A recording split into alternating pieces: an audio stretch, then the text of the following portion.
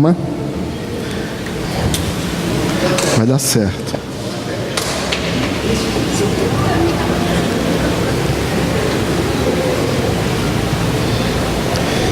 Pega a sua Bíblia. Boa noite em primeiro lugar. Bom, já estamos aqui há um tempo. Meu nome é Eduardo, o pessoal me chama de Dudu. E sou casado há 26 anos, com a graça de Deus, com a força do Espírito Santo e intercessão de Nossa Senhora. Tenho 4 filhos. E outros filhos mais estão espalhados aqui. Filhos do coração, filhos da fé. Tá bom? Pega lá sua Bíblia. Mateus capítulo 25. A partir do versículo 2. Vamos ver.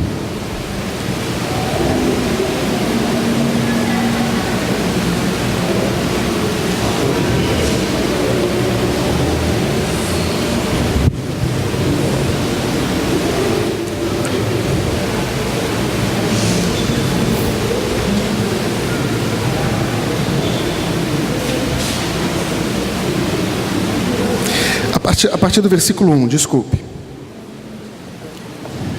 Aí no título está escrito Parábola das 10 virgens.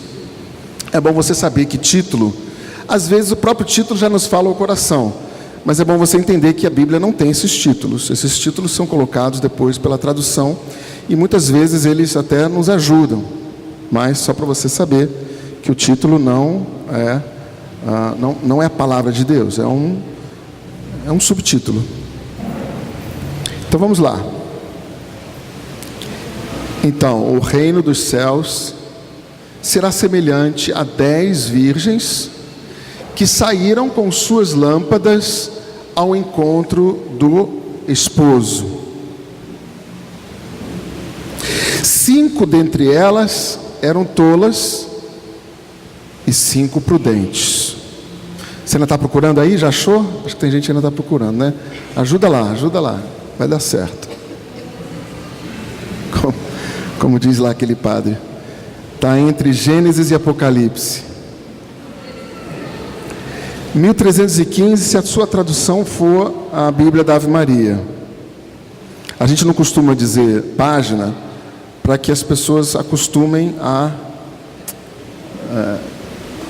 procurar na Bíblia, achar na Bíblia, mas tudo bem. O importante é você achar. Então, 5 dentre elas eram tolas e 5 prudentes. Tomando suas lâmpadas, as tolas não levaram óleo consigo. As prudentes, todavia, levaram de reserva vasos de óleo junto com as lâmpadas. Tardando o esposo, o que aconteceu?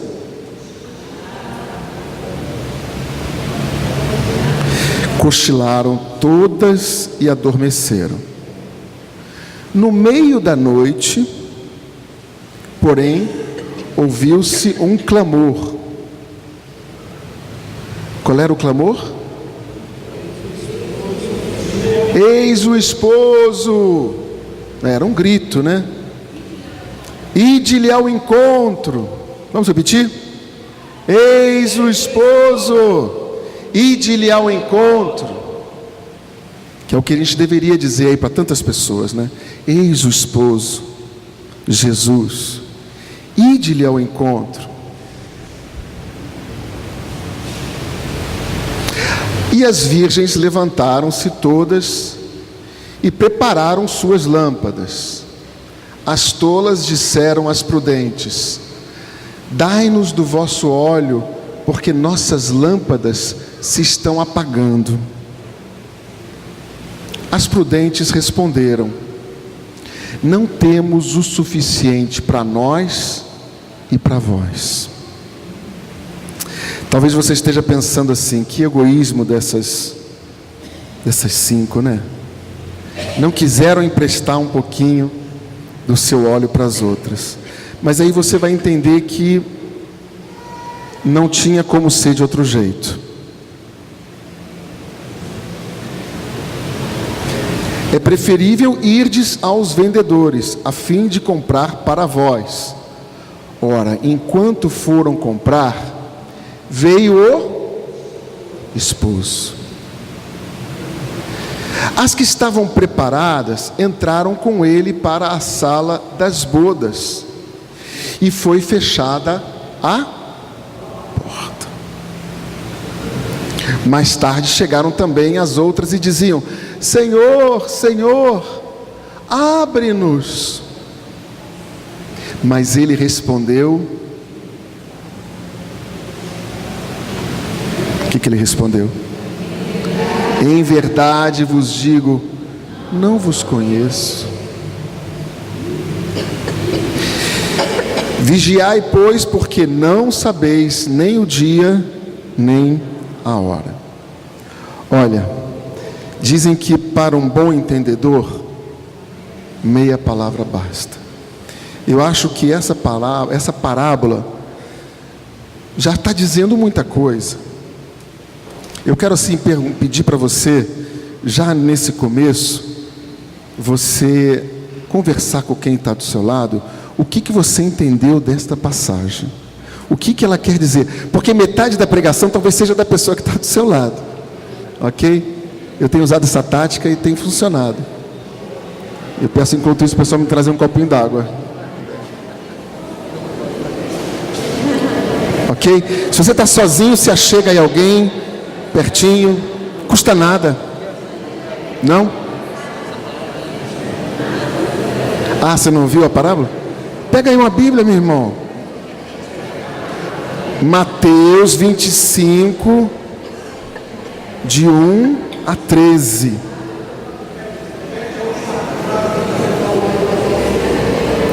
A partilha, o que vai ser feito? Você conversa entre a pessoa que está do seu lado. O que você acha que significa essa história que Jesus contou? Qual é a passagem? Vamos lá, de novo. 25, de 1 a 13.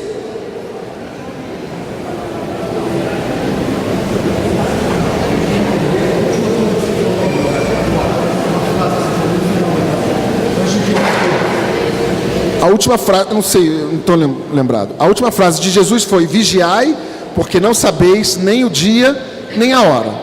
Essa é a última frase da passagem.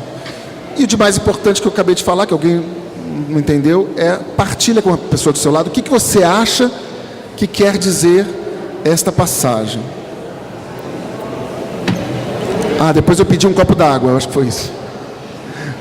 Mas não era para todo mundo.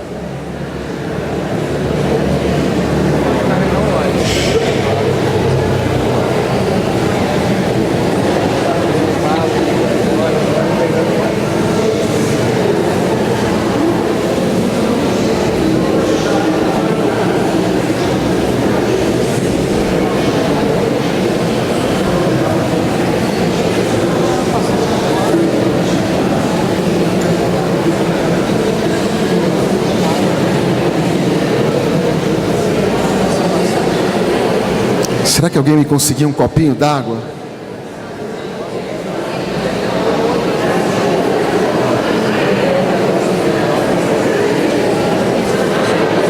Senão eu vou lá buscar.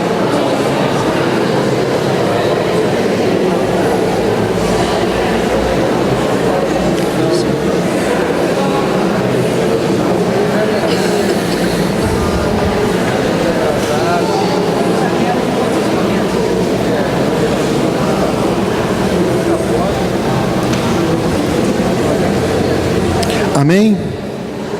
Quer dizer, eu sei que tem muita coisa para falar.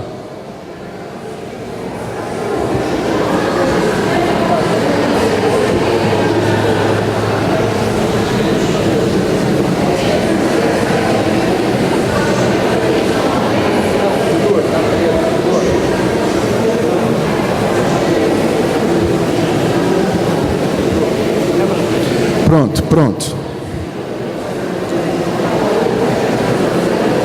Não?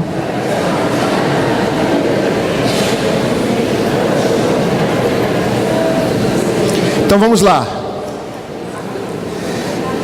A parábola é uma história não real, certo? E Jesus sempre usou histórias da vida real para comparar as coisas de Deus. Na verdade, porque o mundo foi feito dessa maneira. Uma vez que o mundo foi criado por Deus, o mundo está impregnado das realidades celestes, certo? Não é a gente que inventa comparar as coisas terrestres a Deus. É que ao Deus criar as realidades humanas, nessas realidades humanas estão escondidas as grandes verdades celestiais. E o que é lindo, porque se não fosse desse jeito, eu acho que eu não seguiria esse Jesus maravilhoso, é que ele é tudo simples. Não é uma coisa assim complicadíssima. E as pessoas simples que têm o Espírito Santo, elas entendem. Não é verdade? Elas entendem. E quando não entende é porque está faltando o Espírito Santo. Mas quando o Espírito Santo age, você entende as Escrituras. Eu conheço pessoas que já leram a Bíblia e não conseguem acreditar, porque leram a Bíblia como se fosse um livro de romance. Pô, você pode ler? Pode. Mas a Bíblia pode formar um ateu, se ele não tiver a graça do Espírito Santo. Se ele não compreender o sentido que está ali naquela passagem. Então, o Senhor está dizendo, conta uma história. É a história de um casamento, certo? E eu acho a coisa mais linda do mundo o Senhor comparar a união dele, de Cristo com a sua igreja, a união de uma esposa e de um esposo. Porque aqui é uma história de um casamento. E quem é esse esposo? Isso você já, acho que você conseguiu descobrir, né? Quem é o esposo? É Jesus. Jesus é o esposo. E quem é a esposa? Quem são as 10 virgens? Levanta o braço. Só as mulheres? Os homens acham que você não está incluído aí. Ah, porque são 10 virgens, você imagina? Você é um macho, né? Você não pode. Vamos lá, quero ver os homens levantar a mão. Quem são as 10 virgens? Vão dizer lá que você... Ah, se eu filmo isso, boto lá no Facebook, hein, Sérgio? Bom, mas eu acho a coisa mais forte. Olhando para a nossa realidade, a gente diz, meu Deus, é muita ousadia de Jesus comparar a união dele com a igreja com os casamentos. Porque se você olhar os casamentos, é duro. É muita fé que o Senhor nos pede. Mas também pudera. A imagem dos nossos casamentos, de uma forma geral, salvo as exceções, é também a imagem da união do povo deste mundo com Cristo. Ou seja, os casamentos estão em crise porque a fé está em crise. Os casamentos são um retrato do relacionamento das pessoas com Deus, ou seja, um divórcio, uma separação. E esse não é o plano de Deus. Então, você talvez tenha até dificuldade de entender Jesus comparar o nosso relacionamento com Deus a de um esposo com uma esposa. A verdade é que nossa cabeça está contaminada com uma imagem errada de matrimônio, de um amor apenas voltado para um prazer, um desfrutar, até somente a relação erótica, que também está presente, obviamente, no matrimônio, mas que é muito mais do que isso. É uma união. Por isso, essa grande frase da Bíblia que diz, os dois serão uma só carne. E são coisas lindas, porque o plano de Deus para o matrimônio são coisas maravilhosas. Nós é que tornamos ele pequeno na sua dimensão. Mas o esposo está chegando e tem as 10 virgens. Agora, você já sabe que você e eu somos essas 10 virgens. Agora eu vou perguntar, qual das virgens que você é? A prudente ou a tola?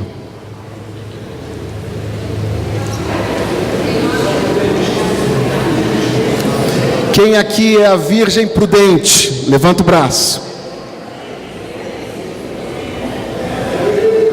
Olha, não vai dar uma de não levanta nem numa nem outra, hein? Não vai votar nem naquele nem naquela, né? Não existe. Quem aqui é a virgem prudente? Estava com seu óleo nas lamparinas, esperando o vigilante. Você, levanta. Para com isso. Tá bom, pode baixar. Quem aqui é a virgem tola?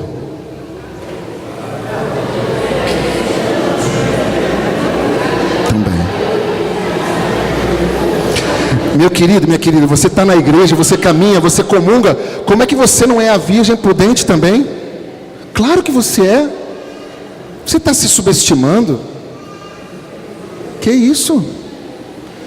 Mas muitas vezes o teu óleo está se acabando. Preste atenção. O noivo,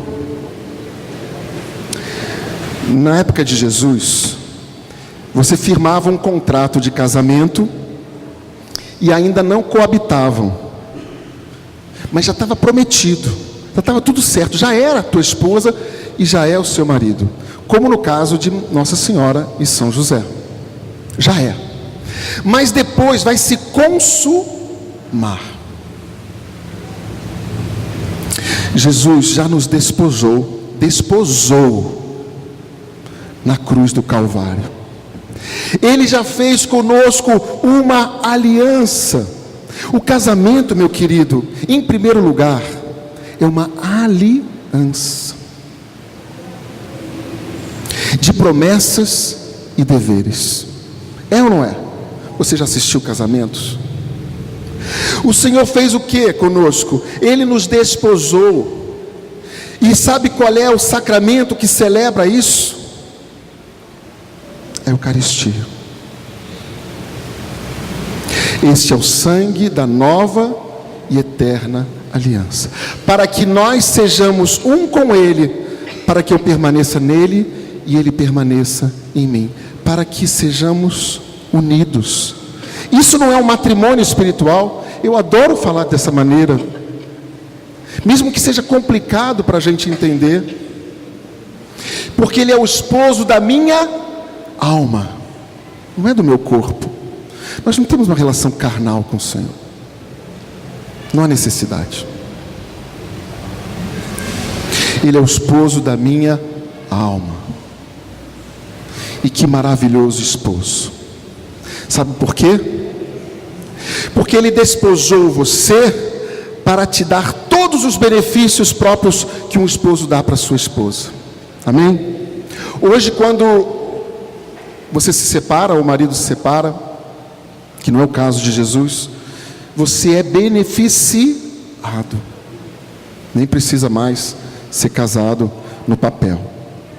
Então o Senhor quis que você fosse herdeiro de todas as promessas celestiais. Por isso Ele fez com você uma aliança e se tornou o seu esposo fiel. E quando você não é fiel a Ele, o que acontece? Ele permanece fiel. É demais. Quando você dá as costas e vai atrás de outros maridos, eu não estou falando do seu marido, seu casamento certinho, não. Outros maridos, veja bem, você vai lá no livro de Oséias, também um livro fantástico, um livro que devia estar no Novo Testamento, mas está no Antigo Testamento.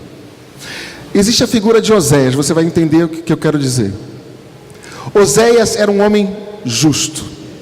Deus fala para ele fazer o quê? Se casar com uma mulher de má fama, uma mulher chegada a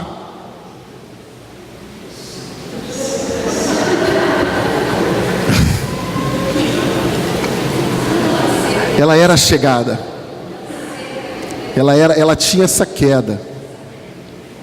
O marido, e hoje em dia, gente, nossa, eu vejo uns amigos meus do trabalho, a mulher e o cara é um exemplo, Talvez por isso até que elas...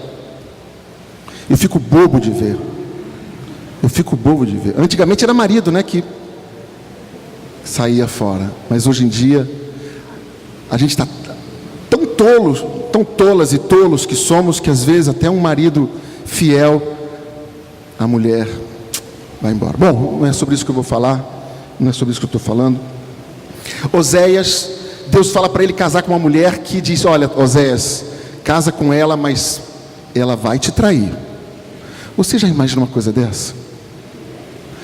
Oséias obedece e casa. O que a mulher faz? Trai ele com seu amigo. Todo mundo na cidade olha para Oséias. De que jeito? Que vergonha. Que vergonha. Todo mundo cochichando. Todo mundo falando mal dele. E ele, um homem justo. Deus chama Oséias de novo e fala o que para ele? Oséias, eu quero que você vá lá buscar uma mulher. Quem é, Senhor? A tua própria mulher. Vai lá no prostíbulo, paga o preço dela e traz ela de volta para casa. É mole ou quer mais? Quanta humilhação. Meu querido, é dessa humilhação que Deus nos amou. Ele, sendo de condição divina, se humilhou e se tornou escravo, e sendo obediente até a morte de cruz. É a mesma coisa. Ele sabia que a gente ia trair ele,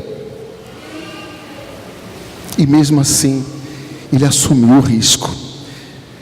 Oséias vai lá e busca de novo a mulher, introduz de novo na casa dele, e depois o povo pergunta: Senhor, o próprio Oséias pergunta: por que o Senhor pediu para eu fazer isso? Ele disse: Oséias, porque é desse jeito que eu amo o meu povo. E essa palavra iria se cumprir plenamente na vinda de Jesus. O esposo que é fiel, apesar da sua esposa andar por aí atrás de outros deuses. E desculpa, de falsos deuses. Então, o Senhor, Ele faz essa comparação. Agora você entendeu o amor desse esposo que está chegando. E não é assim: o esposo está chegando, cadê as esposas? Manda chamar. Ele nem conhece, não, ele conhece cada uma delas, porque essa esposa é você e sou eu. O que vai fazer diferença, e é importante a gente entender que essas 10 virgens não são 5 que eram da igreja e 5 que não eram da igreja. As 10 são da igreja. As 10 são pessoas que sabiam quem era o esposo, que já tinham sido instruídas de como elas deviam esperar o esposo, mas simplesmente alguns de nós, ou muitas vezes nós, somos imprudentes e não guardamos o óleo, não acumulamos o óleo necessário. Então o noivo é Jesus, a noiva somos nós. E esse óleo, você imagina essa lamparina, que óleo é esse? É um azeite. Naquela época não tinha óleo, não tinha vela também, vela de cera, era o azeite. E algumas delas deixaram para lá. E o que vai acontecendo com as lâmpadas delas? Tem óleo? Tem, mas tem pouco. Meus irmãos, alguns de nós começamos com a lamparina maravilhosa, mas de repente, ao longo, vai passando o tempo, essa chama vai diminuindo. Vai ou não vai? Você já esteve nesse caso? Agora levanta a mão. Você sabe. E não adianta ficar tentando colocar fogo em pavio onde não tem óleo. E às vezes a gente faz isso. A gente vai nos lugares, a gente quer aquele fogo, Mas quando não tem óleo, o pavio pega fogo na hora, mas sai daqui, o fogo não se mantém, porque não tem óleo. É aquele foguinho que acende rápido. Eu fui lá no grupo, eu fui lá no encontro, saí todo assim, sabe, com aquele fogo, mas logo ele, porque não tem óleo. A vontade de Deus é que todos sejam salvos. A vontade de Deus é que Ele conduza toda a sua igreja. E essa vinda de Jesus é a sua segunda vinda, que vai acontecer quando? Que vai acontecer quando? Ninguém sabe. Ninguém sabe. Então nós temos que estar preparados com as nossas lâmpadas acesas. Nós temos que ser prudentes. Nós não podemos fazer pouco caso da salvação. Nós não podemos empurrar com a barriga, desculpa a expressão. Nós não podemos ser negligentes. E se a nossa lâmpada está se apagando, se a nossa chama está se apagando, nós temos que fazer tudo o que for possível para que esta chama se acenda. Amém? E o que é que nós podemos fazer? Vou perguntar para você, o que é que nós podemos fazer para que o que é esse azeite? É o Espírito Santo. É o Espírito Santo. Mas eu vou ficar só pedindo o Espírito Santo? Não. Tem vários canais do Espírito Santo. Regina já falou uma, a oração. Amém? E aí pergunta para o seu irmão do lado, como está a sua oração? Como está a sua oração? Está boa?